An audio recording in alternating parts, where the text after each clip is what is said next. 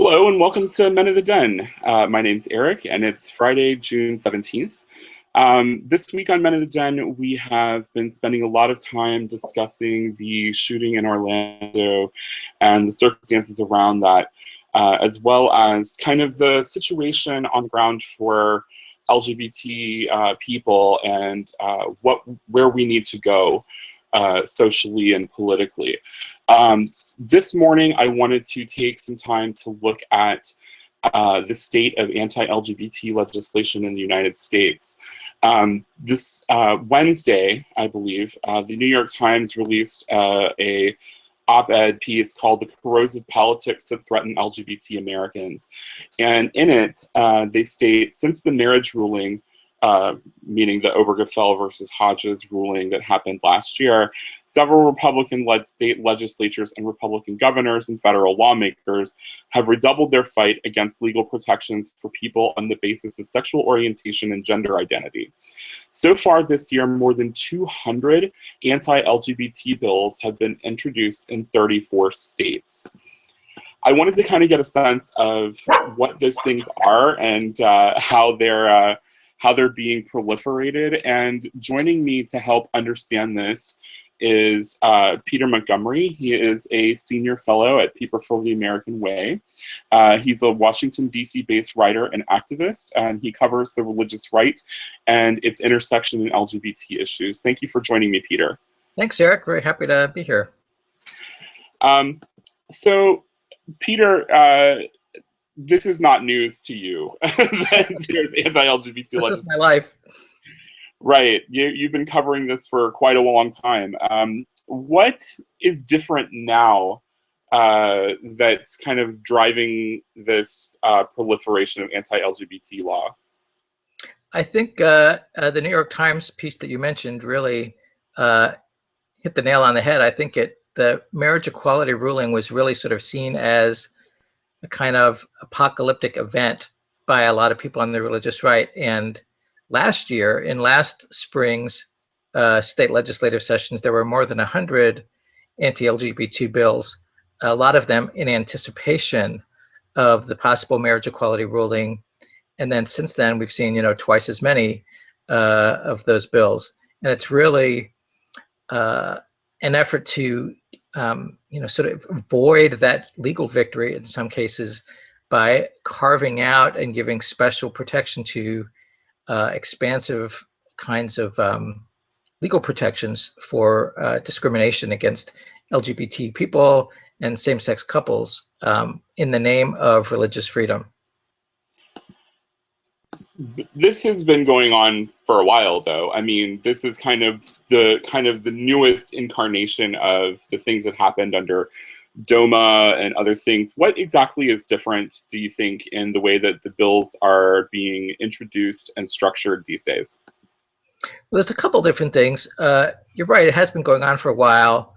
The sort of religious liberty as the framing strategy for the battle against LGBT equality really got a boost in 2009 when a bunch of conservative Catholics and evangelicals signed this manifesto called the Manhattan Declaration that portrayed themselves as martyrs and said they would be engaged in civil disobedience and that they would never bend to any government rule that required them to treat immoral sexual relationships the same as marriages. So that was kind of a line in the sand. Now that they have been losing, and they did lose at the Supreme Court, they are really they're doubling down, and they have there's a guy at the Heritage Foundation named Ryan Anderson who's kind of the young millennial voice of the anti-equality movement, and he had a book ready to go before the Supreme Court ruling, and they pushed it out right afterwards. And this was his game plan for resisting it. First, declare the ruling to be illegitimate, then carve out these exceptions for people who could not live with it, and then engage in a long-term campaign of resistance the way they have done against women's right to abortion. I mean, they see this as both an immediate fight to carve out religious exemptions, and then as a long-term campaign to reverse the impact of the ruling. So really, these legislations that are being passed or introduced in all of these state houses they cover a wide variety of ground in a lot of different ways, and it's to try to nitpick and chisel away at things like individually, right? Yes, and some of them are based on the Federal Religious Freedom Restoration Act, which basically says that if the government forces people to do something that substantially burdens their exercise of religion, there's sort of a balancing test. The government has to show that it's a compelling interest, and in the past, opposing discrimination has been a compelling interest, and they have to do it in the least restrictive way. So part of the problem is that the Supreme Court's ruling in Hobby Lobby, a case that was about contraceptive for coverage, really the conservatives on the Supreme Court misinterpreted and reinterpreted the Religious Freedom Restoration Act in a way that makes it more dangerous for LGBT people. It said that companies, for-profit corporations, can declare a religious conscience that to basically not have to abide by laws, and it also really changed the definition of a substantial burden. In the past, to claim RFRA, you had to show that your exercise of religion was substantially burdened, and the Supreme Court's conservatives basically lowered that standard to say if your religious beliefs are bothered or offended. And of course, that's a huge loophole through which anti-gay religious conservatives can go. Some of them, though, have gone even further than the Religious Freedom Restoration Act bills with this new version of bills called Government Non-Discrimination Acts. These are being promoted by the Family Research Council, and this is one that does away with that balancing test altogether and just says that the government can never take action against anybody if they act based on their beliefs about traditional marriage, sexuality, and so that creates it's a blanket opt-out for companies and individual business owners to discriminate against not only gay people and LGBT and gay couples, but against, say, single women, people who are cohabiting, who are not married, all based on traditional religious beliefs. And these bills also often talk about traditional beliefs around gender, that God makes you a man or woman and that's it. So they very specifically target trans people too. So these government non-discrimination acts are one of them. Another one that was mentioned in the New York Times piece is the First Amendment Defense Act. Could you tell me a little bit about that as well? Yeah, the First Amendment Defense Act is basically the federal version of the state government non-discrimination acts. It's intended to do at the federal level more broadly what those state laws do, which is give special legal protection to anti-LGBT discrimination that's done in the name of religious belief. And where do these things come from? like who's producing these things? Well, there's a huge network of right-wing organizations, religious organizations, think tanks, political groups. People for the American Way, actually, we really recently did a study looking at who has weaponized religious liberty, is how we put it. And among them are names that anybody who follows the religious right are very familiar with: the Family Research Council, the Heritage Foundation, the Alliance Defending Freedom, which is now the 800-pound gorilla of the right-wing legal community, along with some smaller groups like the Becket Fund for Religious Liberty and the American Principles Project. But there's an enormous network out there, and of course, they couldn't do this legislatively without a lot of mostly Republican allies in state legislatures and in Congress. Now, the First Amendment Defense Act, even though Republicans control both houses of Congress, has not really moved there. It's been introduced, and I think the fact that it hasn't moved is a sign that not everybody in the Republican Party, not even all conservatives, are really signed on to this kind of frontal assault on LGBT equality, and that's a sign that our progress has made inroads. One of the things we've seen in our ability to beat back some of these bills is that the cultural change has really been felt among particularly younger Republicans and younger conservatives. It's been felt in the business community and the religious community. And so, we've had a couple places where Republican governors have vetoed bad legislation, and we should be heartened by that. It's a sign of progress, and it's a sign that we lose some of these battles, and we do see some bad things get put into government, but we shouldn't be too disheartened by those. It's going to be an ongoing struggle, but we've got a lot of good victories. And I actually think that our ability to defeat some of these pieces of legislation is partly why the religious right and its allies have turned so much focus on creating this panic around transgender people using bathrooms. And now we have this wave of laws around that. And I think it's because their ability to demonize gay people is really lessened as people have gotten to know their gay family and friends, and they just know that the caricature is not real. But most people are still a lot less familiar with and a lot less uncomfortable with trans issues, and the right is trying to take advantage of that by stirring up this panic around bathrooms. And it's definitely destructive, and the conversation is destructive. But I think we need to the tools that we used to reduce the harm they can do to gay people, we need to do on that as well.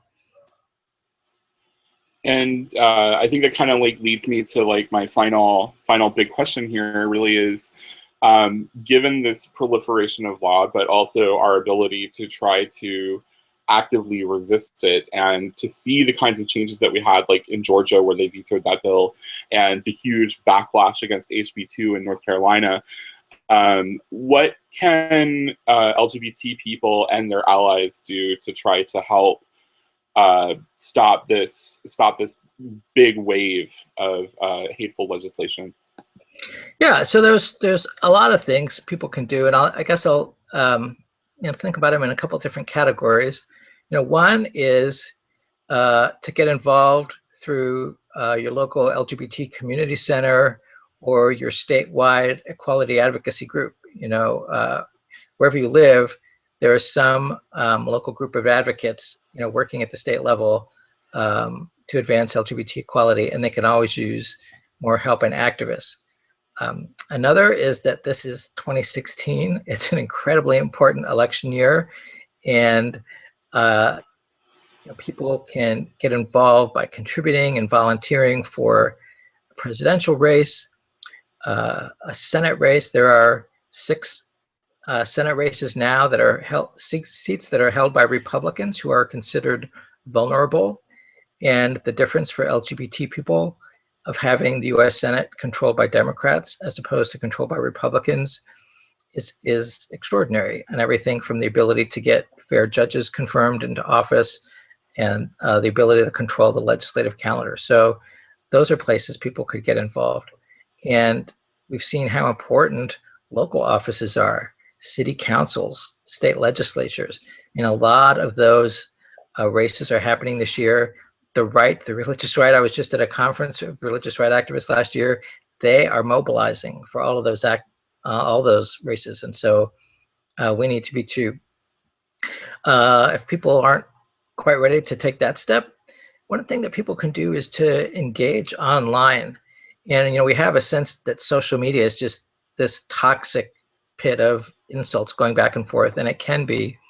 But there was a recent interesting New York Times story about the fact that a lot of people do go online to educate themselves, and sort of did a study about that people who are exposed to personal stories, specifically in what they were looking at, the stories of transgender people, when they go online and see people telling their stories and hear and read about them, it can generate more genuine empathy among people. And that kind of empathy is the first step toward getting people to see discrimination and attacks on trans people as a bad thing.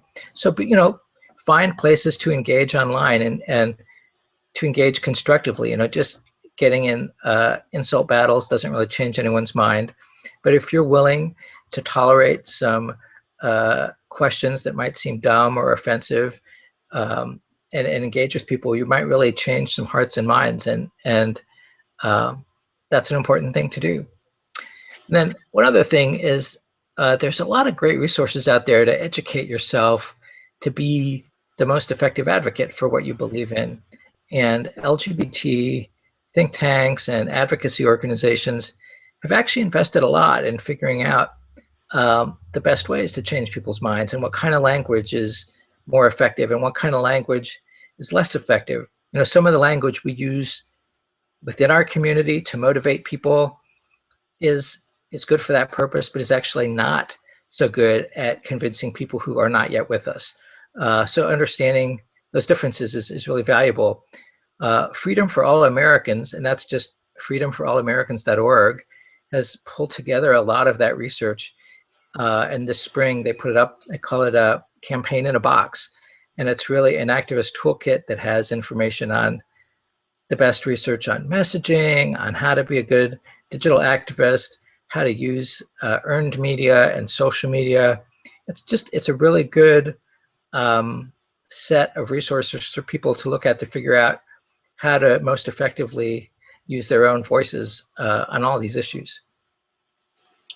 Excellent. Well, so let me just kind of go back through this just to reiterate. So support your LGBT community organizations, vote and support pro-LGBT candidates and issues, engaging online, especially with resources that have already been proven and tried, such as from Freedom for All Americans, and educate yourself about these issues.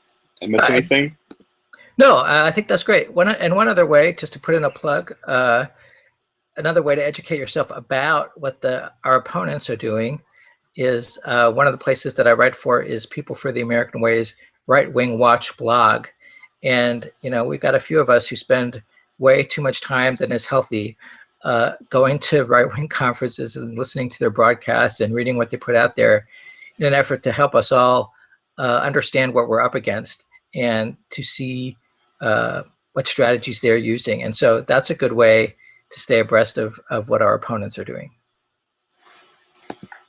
All right. Well, Peter Montgomery, thank you so much for being a part of this show and for giving us all of this insight and for the incredible work that you do that none of us would rather do.